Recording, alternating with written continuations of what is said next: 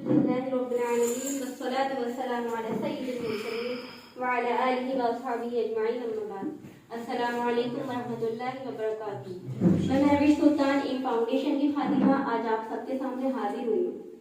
آج میں ایک بہت اہم اور دلچسپ موضوع پر آپ سب کے سامنے بات کرنے کے لیے حاضر ہوئی ہوں, جس کا مقصد ہمارے معاشرے کے غریب بچوں کی تعلیم ہے.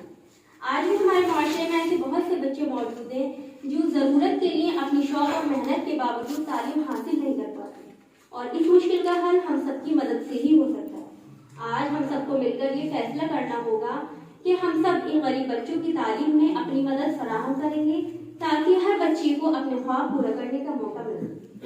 سب سے پہلے میں اس موضوع پر روشنی ڈالنا چاہوں گی کہ تعلیم ہے کیا. تعلیم کا مطلب ہے علم حاصل کرنا یا سیکھنا. یہ انسان کے ذہنی اور فکری ارتقاء کا عمل ہے. تعلیم انسان کو نئے خیالات, مہارتیں اور زندگی گزارنے کا طریقہ سکھاتی ہے تاکہ وہ معاشرے میں بہتر کام کر سکے. علم ایک روشنی ہے. جیسے ہمارے گھر میں اندھیرا ہو اور روشنی کا ایک ذریعہ مل جائے, ویسے ہی علم انسان کی زندگی میں روشنی لاتا ہے, جس سے انسان کا ذہن کھلتا ہے اور اسے ہر مشکل کا حل ملتا ہے. علم صرف ایک دعوت یا سیکھنے کا نام نہیں ہے, بلکہ یہ انسان کے اخلاق, اس کی سوچ اور اس کی زندگی کو بہتر بنانے کا ایک ذریعہ ہے. علم نہ صرف ہمیں دنیا کی زندگی میں کامیابی دیتا ہے بلکہ یہ ہماری آخرت بھی سنوارتا ہے. اسی لیے علم نہ صرف ہماری زندگی کا ایک حصہ ہے بلکہ یہ ہماری زندگی کا مقصد بھی ہونا چاہیے. قرآن کریم میں اللہ رب العزت نے سب سے پہلا حکم تعلیم ہی کا دیا ہے. جیسا کہ سورہ علق کی ابتدائی آیت سے ہمیں معلوم ہوتا ہے, اللہ تبارک و تعالیٰ ارشاد فرماتے ہیں, اقرأ بسم ربک الذی خلق, کہ اپنے رب کے نام سے پڑھیے جس نے پیدا کیا. یہ پہلی آیت ہے جو علم اور تعلیم کے ذریعے اللہ کی ہدایت اور رحمت کو ہم تک پہنچاتی ہے. اسی طرح حدیث میں بھی تعلیم کی اہمیت کو کچھ اس طرح بیان کیا گیا ہے. سنن ابن ماجہ کی ایک حدیث میں اللہ کے نبی صلی اللہ علیہ وسلم ارشاد فرماتے ہیں, طلب العلم فریضۃ علی کل مسلم و مسلمہ, کہ علم حاصل کرنا ہر مسلمان مرد اور ہر مسلمان عورت پر فرض ہے. اب ہم سب پر یہ فرض ہے کہ ہم تعلیم یافتہ ہیں, تو ہمیں اپنی تعلیم کو صرف اپنے لیے ہی نہیں بلکہ اپنی امت اور اپنے معاشرے کے لیے بھی استعمال کرنا ہے. جتنا تعلیم حاصل کرنے کا حق ہمیں ہے, اتنا ہی حق ہمارے معاشرے کے کمزور اور غریب طبقے کے بچوں کو بھی ہے کہ وہ تعلیم حاصل کریں. سورہ زمر آیت نمبر 9 میں اللہ تبارک و تعالیٰ ارشاد فرماتے ہیں, هل يستوي الذين يعلمون والذين لا يعلمون, کیا وہ لوگ جو علم رکھتے ہیں اور جو علم نہیں رکھتے سب برابر ہیں. دراصل اس آیت میں اللہ تبارک و تعالیٰ ہمیں یہ بتا رہے ہیں کہ علم اتنا اہم ہے کہ وہ انسان کو ہر حالت میں آگے لے جا سکتا ہے. ہم سب پر یہ فرض ہے کہ ہم اپنی قدرت اور استطاعت کے مطابق ان بچوں کی تعلیم میں اپنی مدد فراہم کریں. اگر آج اللہ تبارک و تعالیٰ نے ہمیں کسی لائق بنایا ہے تو ہم سب پر یہ فرض ہے کہ ہم کسی کے کام آئیں. اگر ہم ان بچوں کو تعلیم دیتے ہیں تو اس سے نہ صرف ہم ان کا مستقبل بہتر بنائیں گے بلکہ اپنی آخرت کو بھی سنواریں گے.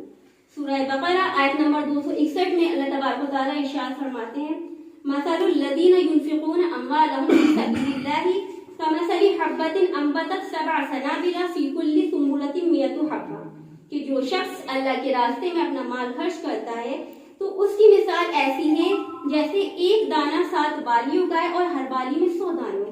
یعنی کہ جو شخص اللہ کے راستے میں تھوڑا بھی خرچ کرتا ہے تو اللہ تبارک و تعالیٰ اس کا اجر اسے 700 گنا دیتے ہیں. اسی لیے ہم سب پر فرض ہے کہ اگر آج اللہ نے ہمیں کسی لائق بنایا تو ہم کسی کے کام آ جائیں. صحابہ کے دور میں بے شمار مثالیں ہمارے سامنے موجود ہیں. حضرت عثمان غنی رضی اللہ تعالیٰ عنہ نے مسلمانوں کے لیے ایک کنواں جو بیر روما کے نام سے مشہور تھا خرید کر دیا, اور اس پر اللہ کے نبی صلی اللہ علیہ وسلم نے ارشاد فرمایا تھا کہ جو شخص مسلمانوں کو یہ کنواں خرید کر دلا دے تو اللہ کی طرف سے اس سے جنت کا وعدہ ہے. اس قصے سے ہمیں یہ سبق ملتا ہے کہ اصل کامیابی صرف دولت مندی میں نہیں ہے بلکہ اپنی دولت کو دوسروں کے استعمال کے لیے خرچ کرنے میں ہے. اور اگر کوئی شخص اللہ کے راستے میں خرچ کرتا ہے تو اللہ تبارک و تعالیٰ اس کے مال میں اضافہ کر دیتے ہیں. جیسا کہ صحیح بخاری کی ایک حدیث میں اللہ کے نبی صلی اللہ علیہ وسلم ارشاد فرماتے ہیں کہ اللہ تعالیٰ ارشاد فرماتے ہیں, انفق یا ابن آدم انفق علیک, کہ اے ابن آدم تو خرچ کر میں تجھے اور زیادہ دیے جاؤں گا. اور ایک اور آیت سورہ محمد آیت نمبر 38 میں اللہ تبارک و تعالیٰ ایک بہت بڑی بات ارشاد فرما رہے ہیں. اللہ تبارک و تعالیٰ ارشاد فرما رہے ہیں, ہاں انتم ہؤلاء تدعون لتنفقوا فی سبیل اللہ فمنکم من یبخل ومن یبخل فانما یبخل عن نفسہ واللہ الغنی وانتم الفقراء وان تتولوا یستبدل قوما غیرکم ثم لا یکونوا امثالکم، کہ دیکھو تم ایسے ہو کہ تمہیں اللہ کے راستے میں خرچ کرنے کے لیے بلایا جاتا ہے، لیکن تم میں سے کچھ لوگ بخل سے کام لیتے ہیں، اور جو شخص بھی بخل کرتا ہے تو وہ خود اپنے آپ سے ہی بخل کرتا ہے، اور اللہ بے نیاز ہے اور تم محتاج ہو، اور اگر تم اپنی ذمہ داریوں سے منہ موڑو گے تو وہ تمہاری جگہ کسی دوسری قوم کو پیدا کر دے گا، پھر وہ تمہارے جیسے نہیں ہوں گے۔ یعنی کہ جو شخص بھی اللہ کے راستے میں خرچ کرنے سے بخل کرتا ہے تو اسے اس بخل کا خود ہی نقصان اٹھانا ہوتا ہے۔ اور دوسری بہت بڑی بات اور جو بہت اہم ہے کہ اللہ تبارک و تعالیٰ نے جن ذمہ داریوں کے ساتھ ہمیں اس دنیا میں بھیجا ہے، اگر ہم ان ذمہ داریوں کو پورا نہیں کریں گے تو وہ ہماری جگہ کسی دوسری قوم کو لے آئیں گے اور وہ کام ان کے ذریعے انجام پذیر ہو جائے گا۔ لیکن یہ ہماری بد نصیبی ہوگی کہ اللہ نے ہمیں ایک موقع دیا تھا کہ وہ ہماری ذات سے کام لے لے، اور ہم نے اس موقع کو اپنے ہاتھوں سے گنوا دیا۔ میں آخر میں اپنی بات ان الفاظ کے ساتھ ختم کرنا چاہوں گی، تعلیم سے روشن ہے ہر ایک راستہ، تعلیم سے روشن ہے ہر ایک راستہ، جہاں سے گزرے وہاں سے نئی صبح نکلتی ہے۔